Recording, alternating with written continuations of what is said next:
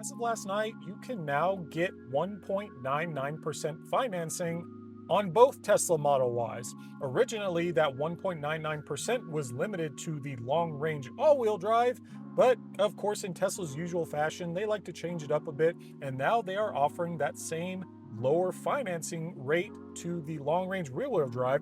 And ever since that has popped up, a lot of people have asked me, like, Matt, which one should I get?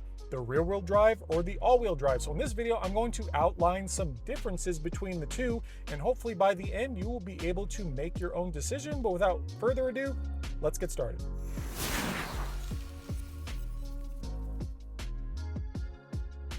We're going to talk about price because when choosing an automobile, that's one of the most important factors. The long-range rear-wheel drive is going to run you $37,490, while the all-wheel drive variant is going to run you $41,490, which is a $4,000 price difference, which in the long term, that doesn't seem like a lot, but for some people that are looking to get into their first Tesla for the cheapest price possible, especially a Model Y, getting the rear-wheel drive actually might be the way to go. Next, we're going to talk about specs. So Tesla did the Model Y just a little bit differently compared to the Model 3. What we're going to talk about a few things. So in this case, the long-range rear-wheel drive Model Y, you're going to get 357 miles of range, which in my opinion, that's a very comfortable number. That is some pretty good range for an SUV of this size, while the all-wheel drive version, aka the version that I have, you're going to get 327 miles. So that's a 30-mile difference. Is that a lot? Honestly, no. But if you're one of those, maybe it's your first Tesla, maybe you're kind of worried about range anxiety, that 357, that actually might help you out a lot. Next is, of course, speed.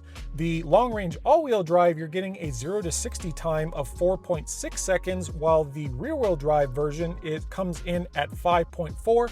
So basically less than a second, which honestly you might notice a little bit, but if you're someone like me that uses full self-driving all the time, honestly, that extra second really isn't going to matter. So if we take a deeper dive into the monthly payment, I'm going to talk about financing versus leasing because both are very attractive right now. The numbers are looking very good whether you decide you want to finance or whether you want to lease. If you are looking at financing either or, the rear-wheel drive, you're looking at around $517 a month. Keep in mind, this is before tax, title, and fees and all that. The only reason I don't include those on is because every state is different.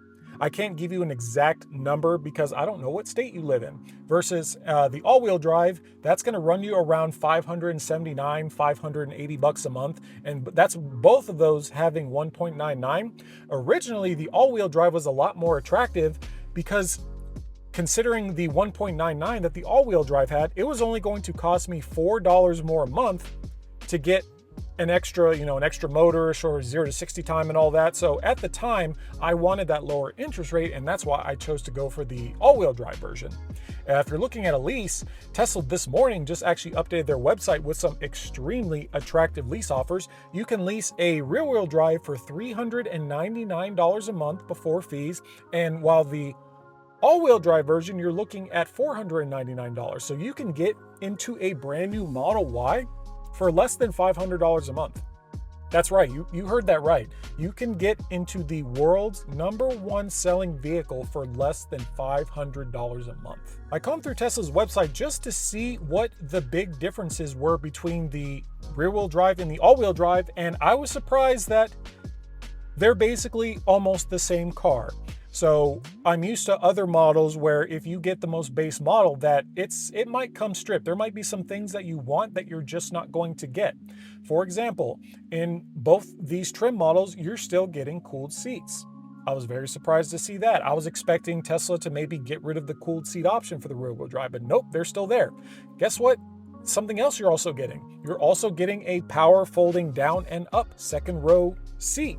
Yeah, you're still getting that as well. So I'm looking somewhere else. I'm like, okay, what's the difference? What's the main difference? And at first I was like, okay, audio. That's what they're going to do. They're going to dump the premium audio out of the rear-wheel drive Model Y. But guess what? No, you're still getting premium sound with the long-range rear-wheel drive. Unlike the Model 3 variants, the rear-wheel drive and the all-wheel drive, the rear-wheel drive Model 3 does not have premium sound. And a lot of newer Model 3 owners are kind of upset about that because they're like, well, why does the cheapest Model Y get premium sound and I don't? Honestly, it's Tesla. I couldn't tell you. But there's really only one major difference that I'm seeing between the two variants, and that's charging. So if you do elect for the rear-wheel drive, you are going to get slightly slower charging at the supercharger, which for some, that could be a really big deal. If you're somebody, you don't have a garage to park in to charge and you have to use superchargers, that could be kind of a deal breaker for you, which I totally understand. I 100% understand that.